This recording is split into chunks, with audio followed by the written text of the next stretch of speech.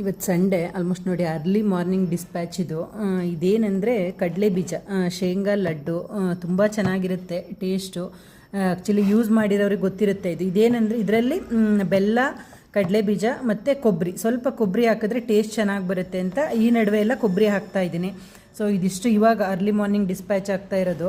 ಇದು ಮಾಮೂಲಿ dry fruits laddu ಅಂತೂ ಎವ್ರಿ ಡೇ ನಾನು ಇವತ್ತೇನು ಇರಲ್ಲ ಅಂತ ಅಂದ್ಕೊಂಡು ಏನಂದರೆ ನಾನೇ ಇವಾಗ ನನ್ನ ಲಡ್ಡು ಅಂತೂ ಪ್ರಿಪೇರ್ ಮಾಡಿ ಇಡೋದೇ ಇಲ್ಲ. ಯಾವಾಗ ನೋಡಿದ ಆರ್ಡರ್ ತೊಗೊಂಡು ಅದು ಅರ್ಧ ಕೆ ಜಿ ಆಗಲಿ ಅಥವಾ ಇನ್ನೂ ಕಡಿಮೆ ಇದ್ದರೂ ತೊಂದರೆ ಇಲ್ಲ, ಆರ್ಡರ್ ತೊಗೊಂಡೇ ನಾನು ಪ್ರಿಪೇರ್ ಮಾಡಿ ಕಳಿಸೋದು. ಹಾಗಾಗಿ ಬೆಳಿಗ್ಗೆನೇ ಕೂತ್ಕೊಂಡು ಇವತ್ತು ಆಲ್ಮೋಸ್ಟ್ 6 o'clockಗೆ ಕೂತ್ಕೊಂಡು ಎಲ್ಲ ರೆಡಿ ಮಾಡಿದ್ದೀನಿ.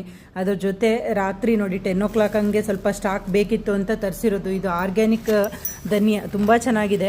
ಆಲ್ಮೋಸ್ಟ್ ನೋಡಿ ಇವಾಗ ಎಲ್ಲೋ ಒಂದು ಕಡೆ ಹುಡುಕಿ ತರಿಸ್ತಾ ಇದ್ದೀನಿ. ಏನೋ ಒಂದು ಸ್ವಲ್ಪ ರೇಟು ಡಿಫ್ರೆನ್ಸ್ ಬರುತ್ತೆ, ಬಟ್ ಟೇಸ್ಟು ಇವಾಗ ಸಾಂಬಾರು ಪುಡಿಗೆ ಆಗಲಿ ಎಲ್ಲದಕ್ಕೂ ತುಂಬ ಚೆನ್ನಾಗಿ ಬರುತ್ತೆ ಟೇಸ್ಟು.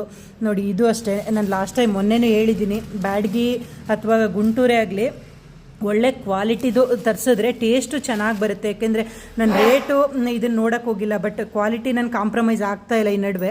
ಏಕೆಂದರೆ ನಾವು ಕ್ವಾಲಿಟಿ ಚೆನ್ನಾಗಿ ಟೇಸ್ಟ್ ಚೆನ್ನಾಗಿದ್ದಷ್ಟು ಟೇಸ್ಟ್ ಚೆನ್ನಾಗಿ ಬರುತ್ತೆ ಅನ್ನೋದು ನನ್ನ ಒಂದು ಇದು. ಈಗ ನೋಡಿ ಬ್ಯಾಡ್ಗಿ ಎಷ್ಟು ಚೆನ್ನಾಗಿದೆ ನೋಡಿ. ಇವಾಗ ಇದನ್ನು ಒಣಗಿಸ್ಬೇಕು ಸ್ವಲ್ಪ, ಯಾಕೆಂದರೆ ಇವಾಗ ಬಿಸಿಲು ಕಡಿಮೆ ಇರೋದ್ರಿಂದ ಆದಷ್ಟು ಸ್ವಲ್ಪ ಸ್ಟಾಕ್ ಇಟ್ಕೊಳ್ಳೋಣ. ಮತ್ತು ನನ್ನ ಸ್ಟೀಮ್ಲೆಸ್ ಬರುತ್ತಲ್ವ, ಸ್ಟೀಮ್ಲೆಸ್ ಅಂದರೆ ಈ ಥರ ತೊಟ್ಟಿರಲ್ಲ, ಸೊ ಅದನ್ನೇ ನಾನು ಎರಡನ್ನೂ ತರಿಸೋದು. ನೋಡಿ ಎಷ್ಟು ಚೆನ್ನಾಗಿದೆ ಬ್ಯಾಡ್ಗೆ ಎಲ್ಲ.